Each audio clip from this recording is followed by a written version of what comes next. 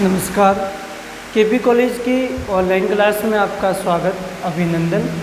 हम सूर्यकांत त्रिपाठी निराला के द्वारा लिखी गई कविता संध्या सुंदरी काव्यांश का अनुशीलन कर रहे थे। संध्या को सुंदरी के समान बताया गया है।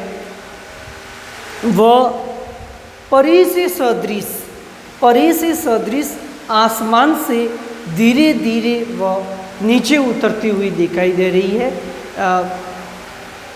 कि वह शाम के समय है जो संध्या आसमान से सदृश, परी से सदृश धीरे धीरे नीचे आ रही है।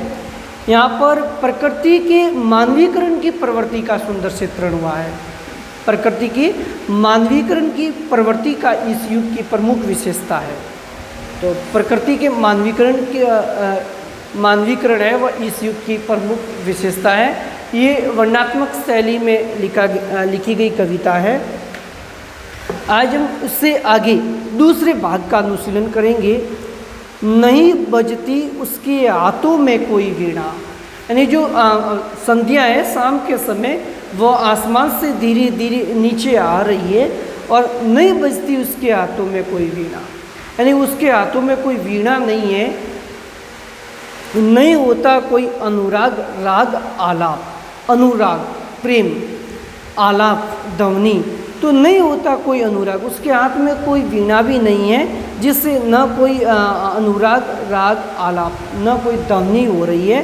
यानी यहाँ शाम के समय जो संगीत बजता है तो उसी संगीत की परंपरा का अनुसरण किया है कि नहीं होता कोई अनुराग, राग, आलाप। नुपुरों में भी रुनझुन नहीं, यानी वह शाम के समय ऐसा शांत वातावरण है जो नुपुर, घुंघरू, पायल, तो नुपुरों में भी रुनझुन, यानी घुंघरुओं में भी, पायल में भी, जो पायल में घुंघरू लगे हुए होते हैं उस घुंघरू में भी क्या नहीं है, आवाज़ नहीं है, रुनझुन की आवाज़ नहीं आ रही है। कहने का भाव यह है कि संध्या का समय है वह शांति लिए हुए है। सिर्फ एक अव्यक्त शब्द था, चुप चुप चुप है गूंज रहा शब्द कई। सिर्फ एक अव्यक्त यानी बिना आवाज़ किए हुए, बिना प्रकट किए हुए, अव्यक्त। तो वह शाम के समय में जो संध्या नीचे आ रही थी उसके हाथ में न तो कोई वीणा थी, न कोई अनुराग, राग, न कोई वह आलाप, न उसमें ध्वनि थी। सिर्फ एक था तो वह अव्यक्त शब्द सा, अव्यक्त वही शब्द प्रकट हो रहा था, अव्यक्त यानी बिना प्रकट हुए। तो बिना प्रकट किए वह चुप चुप चुप यानी शांति लिए हुए गूंज रहा शब्द कही, यानी सिर्फ शांत वातावरण था, शांत मौसम था। तो उसके हाथ में न वीणा थी, न घुंघरू की आवाज़ थी, वह शांति से चुप चुप नीचे उतर रही थी। व्योम मंडल में जगतीतल में, व्योम मंडल यानी व्योम अंतरिक्ष, आसमान, तो आसमान, पूरे आसमान मंडल में, जगतीतल में और इस जगत में, इस संसार में, इस धरती पर, सोती शांत सरोवर पर, उस अमल कमलिनी दल में, सोती हुई शांत सरोवर तालाब पर उस अमल यानी अमल पवित्र कमलिनी दल में, तो वह शांत जो पूरे गगन मंडल में भी शांति थी और इस जगत में भी शांति थी। सोती हुई शांत सरोवर, और सरोवर भी शांत था, उस पर अमल कमलिनी दल में, और वह पवित्र कमलिनी के दल में भी क्या थी, शांति बनाए हुए धीरे धीरे आसमान से नीचे उतर रही थी।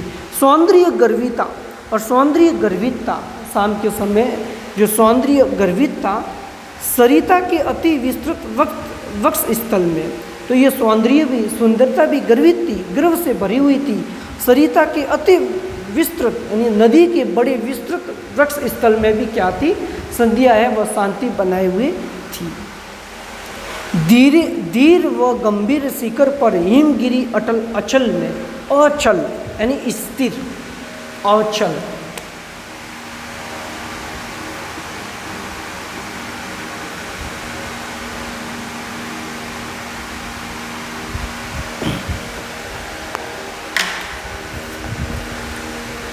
तो धीर वीर गंभीर शिखर पर, वह धीर थी, धैर्य ली हुई थी, वीर गंभीर शिखर पर और गंभीर शिखर पर, पर्वतों पर हिमगिरी, कैसा हिमगिरी, तो हिमगिरी के पर्वत पर अटल और अचल में, तो वह शांति कैसे थी? संध्या जो धीरे धीरे जो नीचे आसमान से नीचे आ रही थी, वह धीरता लिए हुए गंभीर शिखर पर भी, हिमगिरी अटल अचल पर, हिमालय पर्वत पर भी, हिमगिरी के शिखर पर भी वह अटल थी, जिसे न टाला जा सके। वह अटल थी, वह अचल थी, यानी स्थिरता ली हुई थी। उताल तरंगा घात परले घन गर्जन जल्दी परबल में, वह उतल तरंगा घात, तरंगा घात तरंग यानी लहरें, जो परले घन गर्जन जल्दी परबल में, जो जल्दी समुद्र से जो तरंगे उठ रही थी, वह भी उथाल तरंगा घात कर रही थी, तेज तीव्र प्रहार कर रही थी। और घन गर्जन, और बादलों में क्या हो रही थी? गर्जना हो रही थी, जल्दी परबल और तीव्र शक्तिशाली, यानी समुद्र में भी क्या होता? तरंगाघात किया जा रहा था। और परले घन गर्जन, और बादल भी क्या कर रहे? गर्जना कर रहे थे। स्थिति में यानी पृथ्वी, स्थिति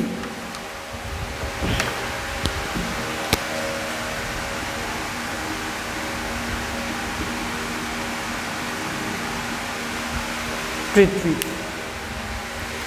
क्षिति में, जल में, नभ में, अनिल अनल में। और ये कहाँ? जो स्थिति में यानी पृथ्वी में, जल में, नभ में, अंतरिक्ष में, आसमान में नभ, अनिल व अनल संस्कृत भिन्नार्थ शब्द है। अनिल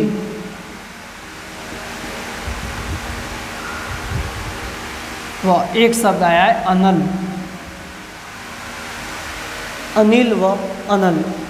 देखेंगे अनिल का जो अर्थ है वह है हवा, और अनल आग। अनिल यानी हवा और अनल यानी आग, ये संस्कृत भिन्नार्थ शब्द है। इसे युग्म शब्द भी कहते हैं। सम यानी समान, श्रुत यानी सुनने में समान है, और अर्थ क्या है इसके अलग अलग आते हैं। तो अनिल, हवा, अनल यानी आग। तो वह अंतरिक्ष, पृथ्वी में, जल में, नभ में, हवा में और आग में सिर्फ एक अव्यक्त सा था। क्या अव्यक्त था? बिना प्रकट किए हुए, चुप चुप चुप है गूंज रहा सब कई। यानी कहने का भाव यह है कि संध्या का समय है, वह शांति ली हुए था, जो पृथ्वी पर, नभ में, जल में और हवा और अग्नि में, सभी जगह वह अव्यक्त शब्द सा था, यानी बिना प्रकट हुए, चुप चुप चुप। और क्या है? कुछ नहीं। और क्या? और कुछ नहीं। मादिरा की वह नदी बहती आती है। अब मादिरा, मादिरा नहीं शराब, तो मादिरा शराब के लिए आया है।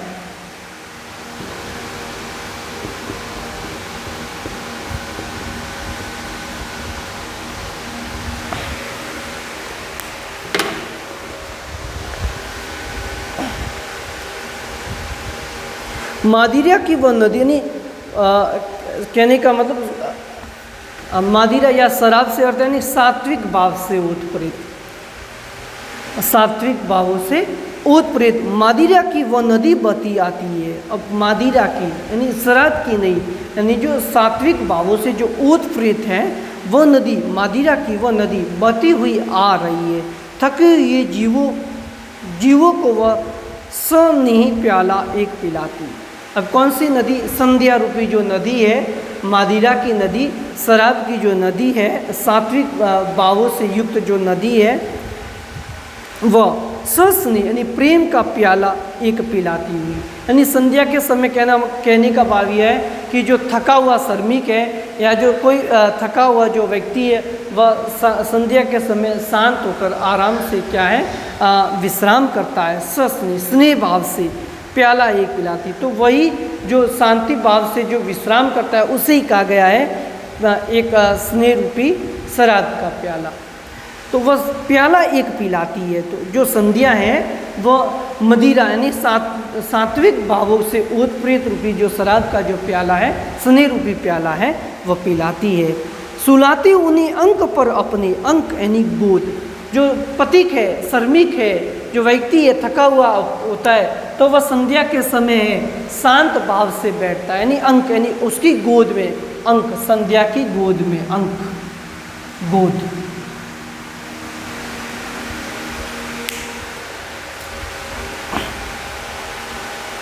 तो सुलाते उन्हें अंक पर अपने, वह अपने अंक पर सुलाती है, अपनी गोद में उसे सुलाती है। कौन? संध्या।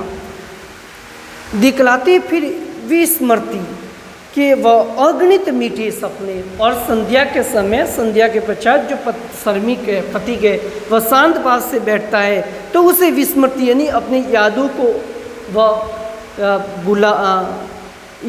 वह बुलावा आता है, यानी कि वह कहने का भाव है कि वह आशा के सपने देखता है।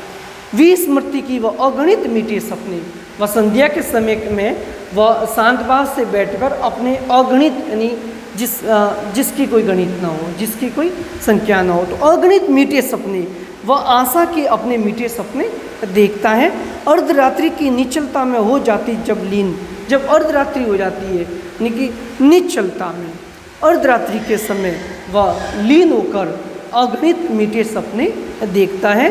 कवि का बढ़ जाता अनुराग, और जिससे ऐसी संध्या के समय कवि का जो प्रेम है, अनुराग है, वह और भी ज़्यादा तीव्र हो जाता है, बढ़ जाता है। विरहाकुल कमनीय कंठ से, कमनीय यानी सुंदर,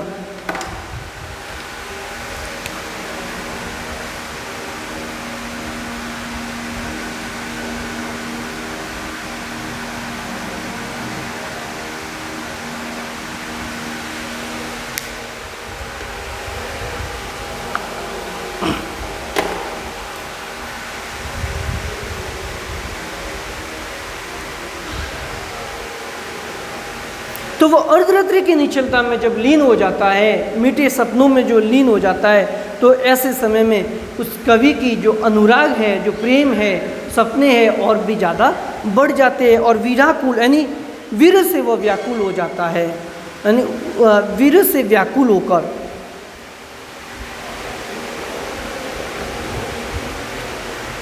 कहने का मतलब दिन के थकावट से जो आसारित होकर उनके मन में, किसके मन में? उस संध्या के पश्चात जो शांत भाव से बैठा है, जो पथिक है, श्रमिक है, जो वह विरहकुल यानी वीर से व्याकुल होकर कमनीय कंठ में यानी अपने सुंदर कंठ से, सुंदर गले से आप निकल पड़ता तब एक वियाग, तभी उसके वियाग यानी गले से, उसके गले से वह वियाग है यानी गीत है, वह निकल पड़ता है, यानी कि वह संसार में वह आशाओं के अपने मन में भविष्य की योजनाओं के आशाओं का वह सपने देखता है।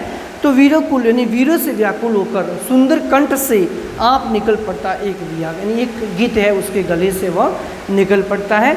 नेक्स्ट इससे आगे अगली क्लास में पढ़ेंगे। धन्यवाद मित्रों।